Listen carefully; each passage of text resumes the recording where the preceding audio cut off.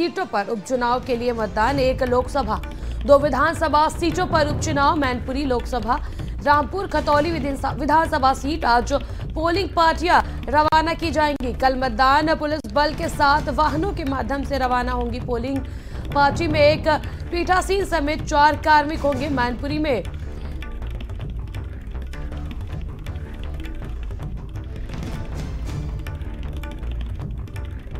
मैनपुरी में 1269 मतदान केंद्र, वहीं 1756 मतदेय स्थल। अखिलेश यादव शिवपाल आजम की साख दाव पर। संवाददाता ओमपाल हमारे साथ जुड़ चुके हैं। ओमपाल, देखिए अब चुनावी प्रचार प्रसार का शोर थम चुका है और कल मतदान होना है। ऐसे में किस प्रकार से अब प्रशासन वहां पर तैयारियों में लगा हुआ है मतदान को लेकर?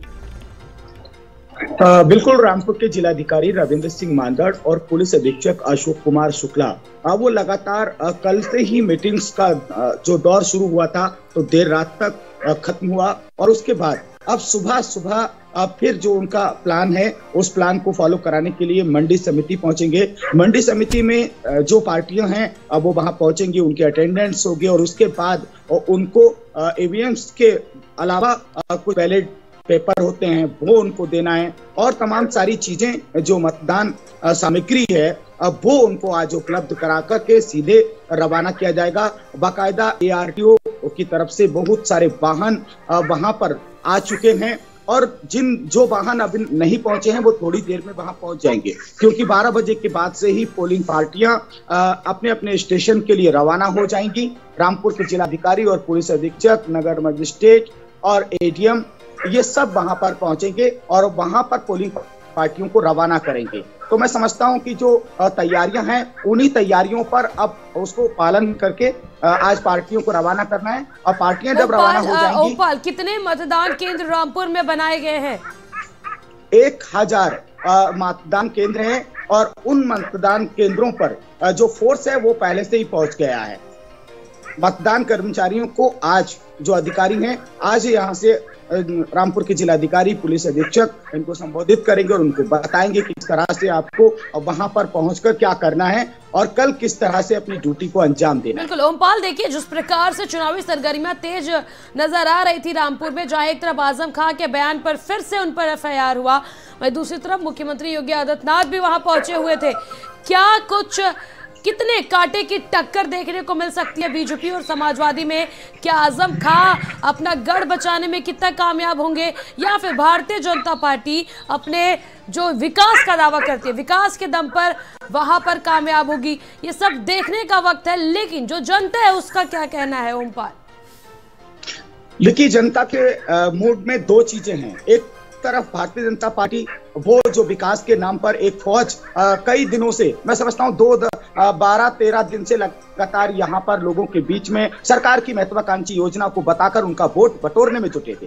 दूसरी तरफ आजम खान जो अपनी जुबान से जो बोला उस पर उनके कई मुकदमे भी दर्ज हुए हैं, लेकिन तमाम सारी चीजें हैं। आजम खान का गढ़ है, आजम खान का घर है और वो अपना गढ़ और घर बचाने के लिए जी जान से मेहनत कर रहे हैं। यही वजह है कि उन्होंने जो जहर जुबान से उगला उसी पर मुकदमे हुए। लेकिन अब ये कितना काम आने वाला है उनका, क्योंकि अगर थोड़ा सा हम पीछे जाए लोकसभा के चुनाव में तो ये सीट आजम खान के पास थी और आजम खान वो सीट नहीं बचा पाए और वो सीट उनके हाथों से निकल गई। अब बची उनकी विधानसभा की सीट। विधानसभा की सीट पर भी वो कोशिश कर रहे हैं कि जिसको उन्होंने उतारा है। आपके पास वापस आएंगे, हमारे साथ संवाददाता सचिन मुजफ्फरनगर से जुड़ चुके हैं।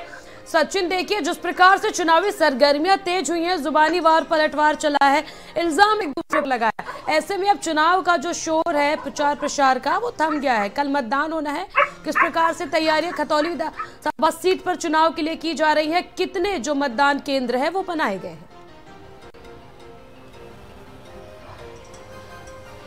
देखिए त्रिशला, आपको बता दूं तो अब से कुछ देर बाद जो पोलिंग पार्टियां हैं वो नवीन मंडी स्थित मुजफ्फरनगर से अपने अपने मतदान केंद्र के लिए रवाना होंगे। मुजफ्फरनगर की खतौली विधानसभा की हम बात करें तो तकरीबन 170 मतदान केंद्र बनाए गए हैं, जिनमें 369 जो बूथ बनाए गए हैं। इसी के साथ साथ मुजफ्फरनगर के इस खतौली उपचुनाव को लेकर इसे विधानसभा को पूरे को 9 जोन और 37 सेक्टरों में बांट दिया गया है। तकरीबन 2500 से ज़्यादा, चाहे वो आरपीएफ हो या सीआरपीएफ हो या पुलिसकर्मी हो, उनकी ड्यूटी इस उपचुनाव में लगाई गई है। इसी के साथ साथ जो निर्वाचित अधिकारी है वो लगातार विधानसभा का भ्रमण कर रहे हैं। इसी के साथ साथ जो मुजफ्फरनगर के एसएसपी है विनीत जायसवाल, उनका साफ तौर से कहना है कि उपचुनाव में विघ्न डालने वाला चाहे कोई भी हो, उस पर कड़ी से कड़ी बड़ी कार्रवाई की जाएगी। तो कहीं ना कहीं पुलिस प्रशासन भी इस विधानसभा के उपचुनाव को लेकर इस समय अलर्ट दिखाई दे रहा है और लगातार वो पोलिंग बूथों के साथ साथ जो बूथ बनाए गए उनका निरीक्षण कर रहा है और वहाँ के मतदाताओं को भी यह एहसास दिला रहा है कि ये चुनाव निष्पक्ष और शांतिपूर्ण होगा। जी तिरसला। बिल्कुल, देखिए सचिन, जो दोनों पार्टियां हैं लगातार कोशिश की कि जनता उनके, भारतीय जनता पार्टी जहां एक तरफ ये कोशिश में लगी थी कि जो खतौली की जनता उनके पक्ष में वोट करे, वही दूसरी तरफ आरएलडी के जयंत चौधरी भी पूरे जोर शोर के साथ वहां पर लगे हुए थे। ऐसे में आप जनता के बीच में गए, जनता का मूड जाना, प्रचार थम चुका है, जनता का मूड क्या नजर आ रहा है सचिन?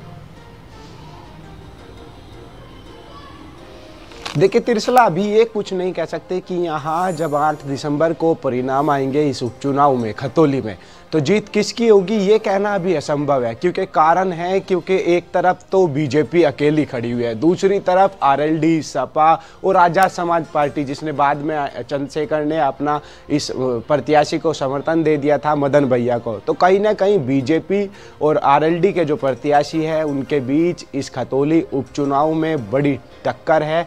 जिसकी भी जीत होगी तकरीबन वो 5 से 10 हज़ार के बीच होगी, यही अनुमान यहाँ के लोगों का कहना है। लेकिन लोगों का ये भी कहना है कि दलित वोटर जिस ओर अपना रुख करेगा, आखिरकार इस खतौली उपचुनाव में उसी की जीत होगी। अब देखना ये होगा कि 5 दिसंबर को जब वोटिंग होता है, वोटिंग में किस तरह का उत्साह यहाँ के मतदाताओं में दिखता है, कितनी परसेंटेज यहाँ वोटिंग हो पाती है। और जब 8 दिसंबर को परिणाम आएगा तो वो पता चलेगा कि आखिरकार किसके भाग्य का ताला जो खुल पाता है 8 दिसंबर को। जी तिरसला। बिल्कुल बिल्कुल, ये तो देखने वाली ही बात होगी। ऐसे में जो मतदान केंद्र है, तमाम जानकारी के लिए आपका शुक्रिया सचिन। हमारे साथ ओमपाल रामपुर से जुड़े हुए हैं। ओमपाल, देखिए जिस प्रकार से भय और डर का माहौल भी तमाम लोग वहां पर बनाने की कोशिश की, जुबानी वार के बाद आजम खां पर जिस प्रकार से मुकदमा भी हुआ, उसके बाद अब किस प्रकार से प्रशासन लोगों को आश्वस्त कर रही है कि लोग भय मुक्त होकर मतदान केंद्रों पर जाएं और मतदान करें।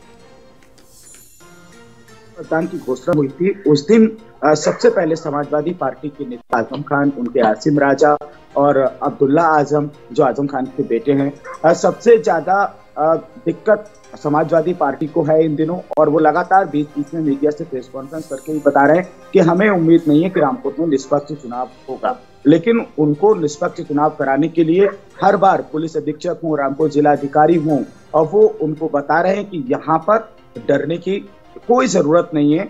जो आयोग की नीतियां हैं, नियम हैं, उसी का पालन कराने के लिए फोर्स लगाई गई है और आप इससे बिल्कुल भी न डरें। लेकिन फोर्स जब जब रामपुर की गलियों में, रामपुर की सड़कों पे, रामपुर की दोराहों, तिराहों, चौराहों पर फ्लैग मार्च किया, उसी फ्लैग मार्च को लेकर के आजम खान की तरफ से भी ऐसे बयान आए। उन्होंने कहा कि ये चाहते क्या है, प्रशासन क्या चाहता है, आयोग क्या चाहता है। लेकिन अफसरों का ये कहना है कि हमारा काम डराना नहीं है, हमारा काम है ये बताने का फ्लैग मार्च करके कि जो लोग गड़बड़ करने वाले हैं वो शांत रहें, वो कुछ गड़बड़ी ना पैदा करें। और उनकी गड़बड़ियों को लेकर के कुछ लोगों को रेड कार्ड जारी किए हैं। उनको कहा है कि आप लोग कभी भी इस मतदान के दिन या मतदान से पहले या मतगणना तक कोई गड़बड़ी अगर करेंगे तो पुलिस सख्ती से निपटेगी। यहाँ पर एडीजी जॉन बरेली राजकुमार जी भी 2-3 मर्तबा यहाँ पर पहुंचे हैं और उन्होंने फ्लैग मार्च में शामिल लोगों से अपील भी की है कि रामपुर के लोगों, रामपुर के वोटरों को आपको डरने की जरूरत नहीं है।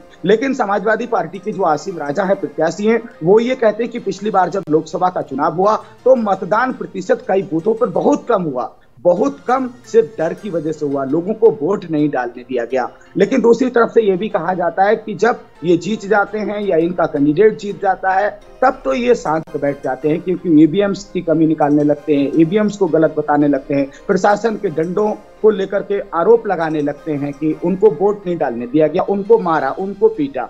तो जब इनके हक में परिणाम आ जाता है तब ये कुछ नहीं बोलते। लेकिन चुनाव से पहले इस तरीके की बातें, चुनाव में इस तरीके की बातें कोई आम नहीं है। आजम खान की तरफ से ऐसी बातें सामने जरूर आती हैं।